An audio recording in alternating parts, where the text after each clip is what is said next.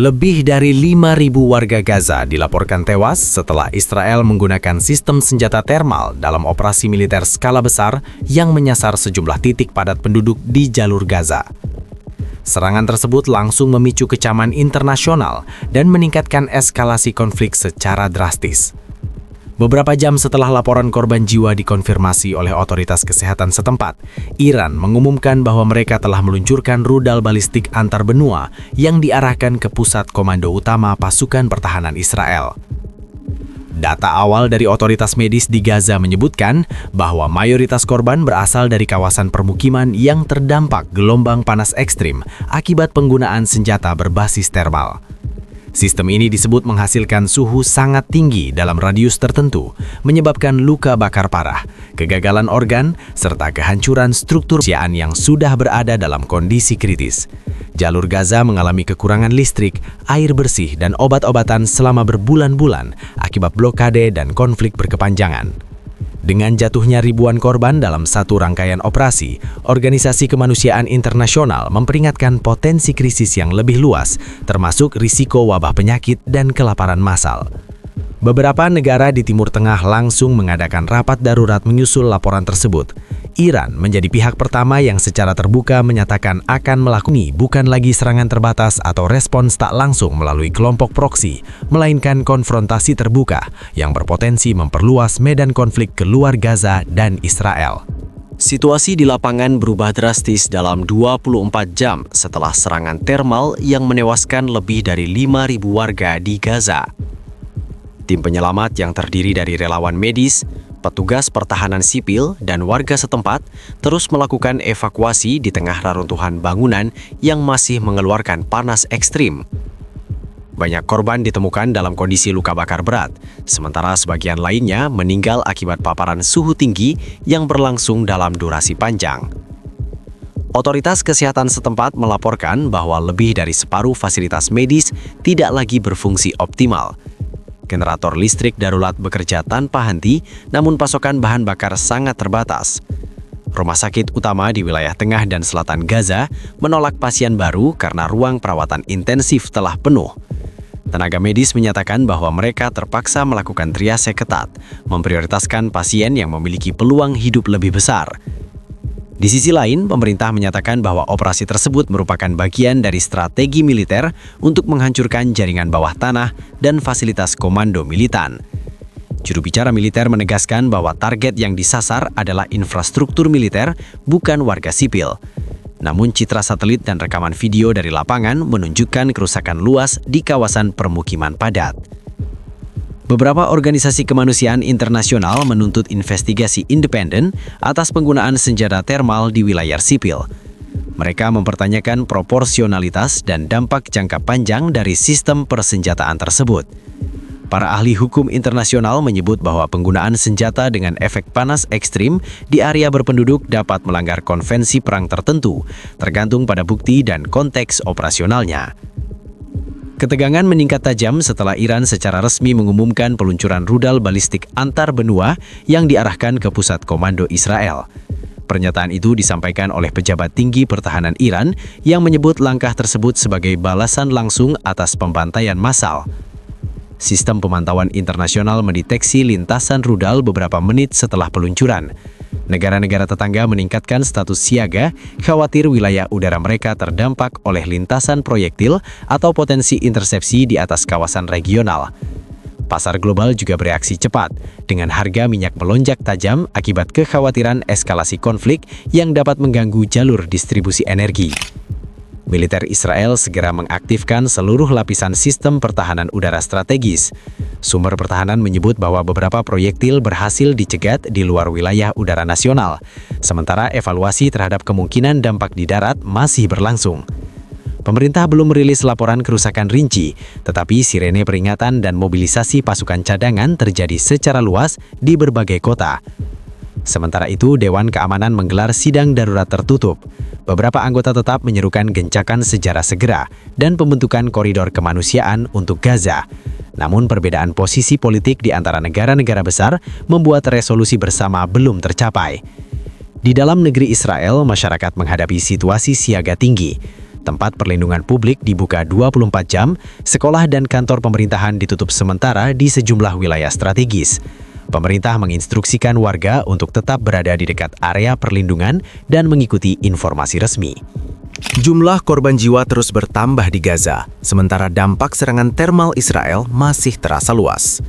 Data terbaru dari Kementerian Kesehatan Gaza menunjukkan bahwa angka kematian kini melewati 7.500 jiwa, dengan lebih dari 15.000 warga mengalami luka bakar parah atau cedera serius akibat gelombang panas ekstrim. Rumah sakit yang masih beroperasi bekerja di bawah tekanan luar biasa. Tenaga medis terpaksa menunda prosedur non-darurat dan memprioritaskan pasien dengan peluang hidup lebih tinggi. Banyak fasilitas medis mengalami kekurangan peralatan dasar seperti oksigen, obat-obatan, dan persediaan darurat, sementara generator listrik darurat bekerja tanpa henti untuk menjaga pasokan energi minimal. Selain korban manusia, infrastruktur sipil hancur masif. Bangunan tempat tinggal rata dengan tanah, jalanan utama retak akibat efek panas, dan jaringan listrik serta komunikasi mengalami kerusakan parah. Laporan lapangan dari relawan kemanusiaan menyebutkan bahwa beberapa gedung apartemen meledak akibat sistem pendingin internal yang meleleh oleh panas ekstrim. Wilayah padat penduduk kini menjadi zona bencana dengan ribuan warga mengungsi ke sekolah, masjid, dan fasilitas publik yang masih berdiri. Di sisi politik, menegaskan bahwa operasi mereka menargetkan infrastruktur militan dan jaringan komando bawah tanah. Juru bicara militer menyebutkan bahwa teknologi senjata termal yang digunakan diklaim efektif menghancurkan bunker dan fasilitas tersembunyi tanpa menggunakan peledak konvensional. Namun, analisis pihak ketiga dan citra satelit menunjukkan kerusakan meluas di kawasan padat penduduk, memperkuat tuduhan bahwa serangan ini tidak proporsional. Beberapa diplomat Eropa mengecam tindakan tersebut, menyebutnya sebagai pelanggaran hukum humaniter internasional. Respons militer Iran meningkat cepat.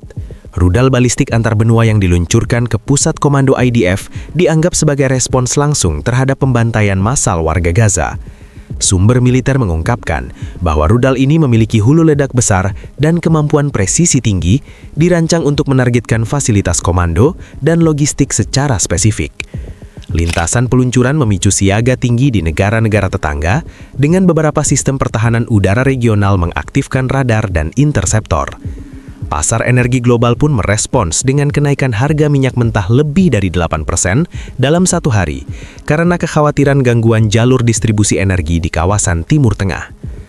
Di dalam Israel, pemerintah meningkatkan kesiagaan nasional. Sirena peringatan terdengar di beberapa kota, dan warga sipil diperintahkan untuk tetap berada di tempat perlindungan. Pasukan cadangan diaktifkan, sementara jalur transportasi strategis diawasi ketat untuk mengantisipasi kemungkinan serangan balasan lanjutan. Beberapa analis militer menekankan bahwa eskalasi ini menandai fase baru, pergeseran dari konflik terbatas atau perang proksi menjadi konfrontasi langsung antara negara-negara bersenjata canggih. Sementara itu, Dewan Keamanan kembali menggelar pertemuan darurat. Negara-negara anggota mendesak gencatan segera dan pembukaan koridor kemanusiaan untuk Gaza. Namun, perbedaan pandangan antara negara-negara besar menunda kesepakatan formal, meninggalkan jalan terbuka bagi eskalasi lebih lanjut. Beberapa anggota tetap memperingatkan bahwa kegagalan diplomasi dapat memperluas konflik menjadi perang regional yang lebih luas. Di Gaza, kondisi kemanusiaan memburuk seiring hilangnya pasokan air bersih, makanan, dan listrik. Organisasi kemanusiaan memperingatkan bahwa ribuan anak-anak dan lansia berada dalam risiko tinggi terkena penyakit akibat dehidrasi, infeksi, dan kekurangan gizi. Korban luka parah yang tidak terangani dapat meninggal dalam hitungan jam, sementara sebagian besar warga yang selamat harus menempati tempat penampungan darurat yang padat dan minim fasilitas. Setelah peluncuran rudal balistik antar benua oleh Iran, situasi di kawasan Timur Tengah memasuki fase kritis yang belum pernah terjadi sebelumnya. Sistem pertahanan udara Israel diaktifkan sepenuhnya, termasuk sistem lapis ganda yang meliputi radar jarak jauh, baterai Patriot, dan sistem Iron Dome versi terbaru untuk menghadang ancaman jarak jauh. Namun, sumber militer menyatakan bahwa rudal-rudal Iran memiliki kemampuan manuver tinggi dan presisi yang mampu menembus sebagian sistem pertahanan ini, menjadikan respon Israel sebagai perlombaan teknologi dan waktu. Pusat Komando IDF yang menjadi target utama berada dalam keadaan siaga maksimum, Struktur bangunan diperkuat dengan lapisan beton dan perlindungan anti ledakan, sementara personil militer menjalani prosedur evakuasi dan penempatan darurat ke bunker bawah tanah. Laporan dari sumber militer menekankan bahwa tingkat kesiagaan ini belum pernah dicapai sebelumnya, bahkan sejak konflik regional besar terakhir. Seluruh aktivitas komunikasi dan operasi diarahkan melalui jaringan terisolasi dan terenkripsi untuk mengurangi risiko intersepsi oleh pihak luar. Di Gaza, dampak serangan termal Israel masih menghantui warga yang selamat. Ribuan orang terpaksa tinggal di tenda darurat atau bangunan yang sebagian besar rusak. Laporan dari lembaga kemanusiaan menyebutkan bahwa kebutuhan dasar seperti air bersih, makanan, dan obat-obatan menipis dengan cepat. Kondisi ini diperparah oleh risiko epidemi penyakit menular akibat kepadatan pengungsian dan keterbatasan fasilitas medis. Di wilayah udara regional, aktivitas militer meningkat secara drastis. Jet-jet tempur Israel patroli sepanjang perbatasan, sementara sistem radar Iran memantau pergerakan di seluruh kawasan. Negara-negara tetangga menempatkan pasukan mereka dalam status siaga tinggi untuk menghindari dampak lintasan rudal yang mungkin melintasi wilayah udara mereka. Bandara dan pelabuhan strategis juga ditutup sementara untuk mengurangi risiko insiden tak diinginkan. Dampak geopolitik langsung juga terlihat di panggung internasional. Dewan Keamanan mengadakan sidang darurat yang diikuti hampir seluruh negara anggota. Sejumlah negara barat mendesak Israel menahan diri, sementara negara-negara Timur Tengah menyerukan penghentian serangan di Gaza. Namun, perbedaan posisi politik antar negara besar membuat resolusi bersama sulit dicapai. Beberapa diplomat menyatakan bahwa konflik kini berada pada titik di mana intervensi diplomatik terbatas hanya akan menunda, bukan menghentikan eskalasi. Di dalam negeri Israel, warga sipil menghadapi tekanan psikologis yang tinggi. Sirene peringatan berbunyi hampir setiap jam di kota-kota strategis, sekolah dan kantor pemerintahan ditutup, dan transportasi umum dibatasi. Media lokal menyiarkan informasi resmi terkait jalur evakuasi dan lokasi perlindungan. Pemerintah juga meningkatkan patroli militer di area kritis untuk mencegah kepanikan massal dan menjaga stabilitas internal. Sementara itu, Iran menegaskan komitmen militernya untuk melanjutkan respon jika Israel tidak menghentikan serangan di Gaza.